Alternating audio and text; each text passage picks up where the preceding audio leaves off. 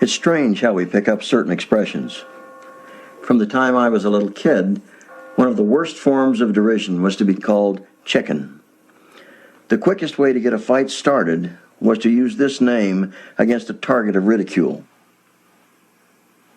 The implication was always that a chicken was a coward or lacking in courage. Many people have never really known a chicken. I mean the feathered bird commonly found on farms. I've been fortunate to be around chickens much of my life, and have formed a close bond with several.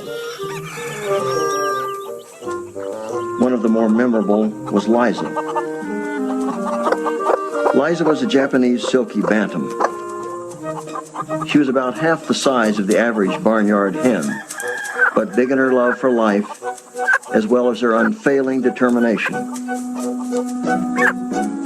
Her feathers were snow white, fluffy, almost fur-like. A patch of feathers perched atop her head like a comical crown. Her dark eyes sparkled with life, and as I later realized, a great depth of chicken wisdom. One aspect of life, however, seemed to elude Liza: motherhood. She laid eggs regularly, tiny bantam eggs not much larger than marbles. But her diminutive size put her at a great disadvantage with the other chickens, and the larger hens always crowded her out of the nest before the required 21-day incubation period.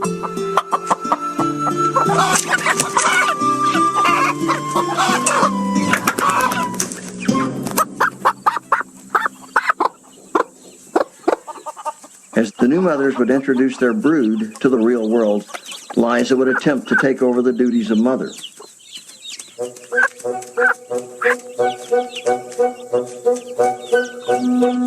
As a result, she took a great deal of abuse from the other chickens.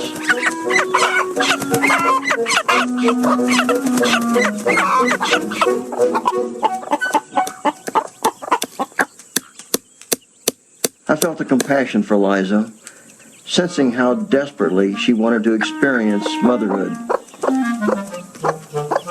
I attempted to help her by making a nest away from the others. Liza readily accepted it and began laying eggs. However, I soon discovered the eggs broken and contents eaten. Liza began exhibiting signs of great distress. She erratically checked empty nests, clucked in a strange, monotonous way. Realizing that something had to be done, I constructed a miniature chicken house, complete with all the amenities: food, water, and a private nest that would be the envy of any chicken's eye.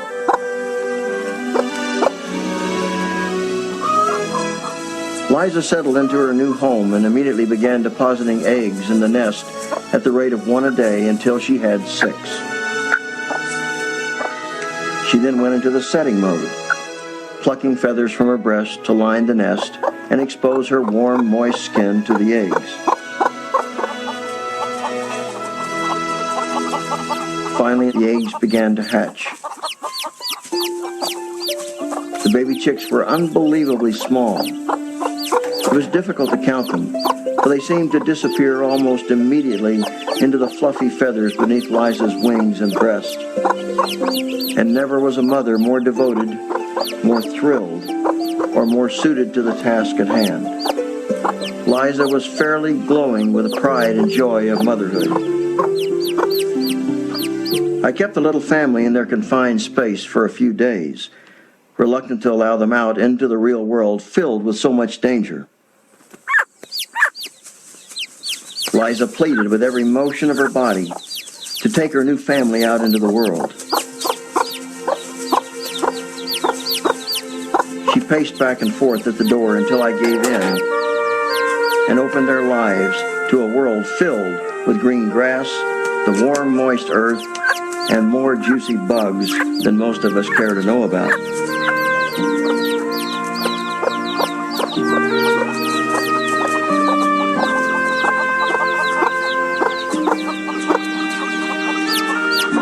True to my expectations, Liza was the ideal mother.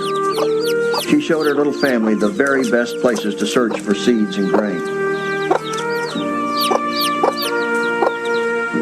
From sunup to sundown, she was tireless in searching out the very best for her brood.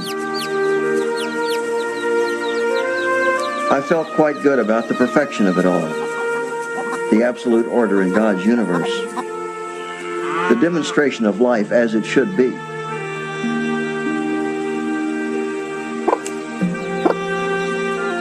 It was during one of these moments of reflection that I was shocked into a broader understanding of our true relationship with God's creatures. As I stood one morning looking out over the field beyond our kitchen window and absently watching the scattered groups of chickens going about their routine, I saw the entire community of chickens freeze. The total population of chickens scattered across the field reacted with one mind as a blur of feathered bodies dived beneath any available cover. I knew this activity indicated the close presence of a hawk. Then something caught my eye.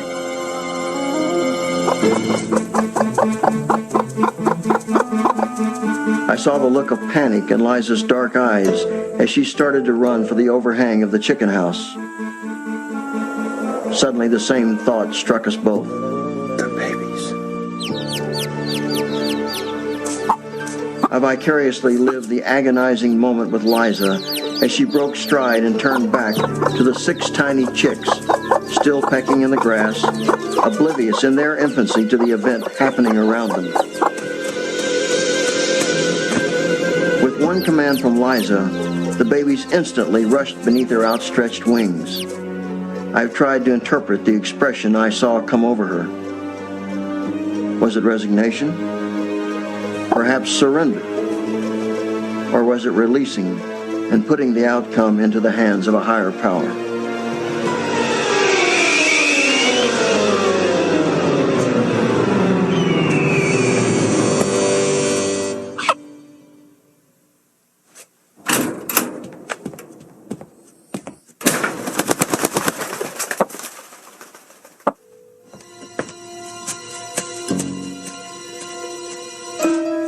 As I slowly and reluctantly walked toward the spot, I was impacted by the immensity of what I perceived to have happened. I had just witnessed a chicken perform a deed that would make headlines if the same act had been performed by a human. Liza had overcome the so-called survival instinct and with precision of forethought offered her life for another. The phrase entered my mind, no greater love. Here was a creature that many educated and philosophic people had declared not only to have no soul, but to be without the capability of thinking or reasoning.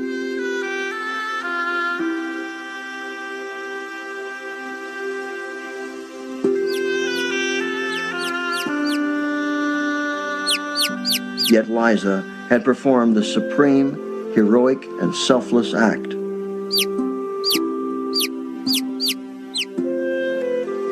I stood looking down at the pile of feathers in the grass and weeds.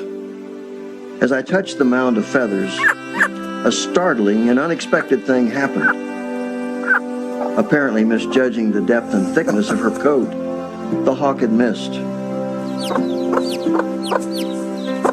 As I watched Liza and her chicks calmly continue with their routine of the day, I realized that I could never think of a chicken in the same way again.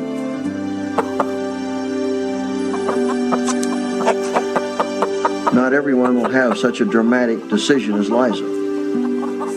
But at some point in our lives, we will all have an encounter with our hawk, and we will each have a choice about how we face that hawk.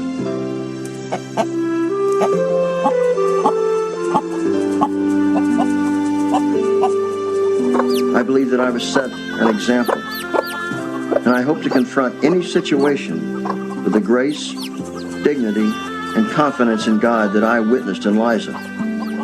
I know now that I would be honored to be called Chicken.